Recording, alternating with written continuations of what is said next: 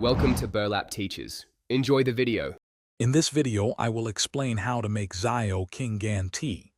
This unique tea combines the zest of a small green mandarin with the richness of aged pu'er. We'll cover selecting the best ingredients, preparing your brewing vessel, and the steeping process. Get ready to enjoy a truly aromatic and flavorful tea experience.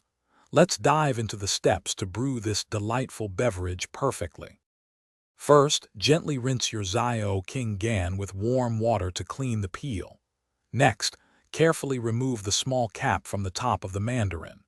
This exposes the compressed pu'er tea leaves within.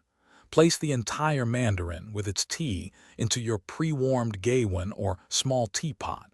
This preparation ensures a clean and flavorful brew from the start. Now for the brewing. Pour hot water, ideally around 205 degrees Fahrenheit, over the mandarin.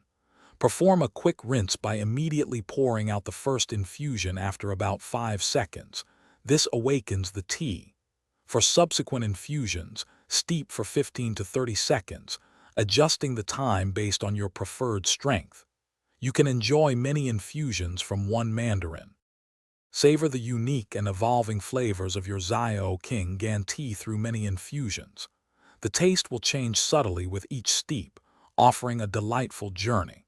When you're finished, store any unused mandarins in a cool, dry, and airtight container to preserve their freshness. For more great deals and to check out the new Kindle Paperwhite, be sure to look for the link in the description below. Enjoy your tea and happy reading. Thanks for watching. Consider subscribing if this video helped you.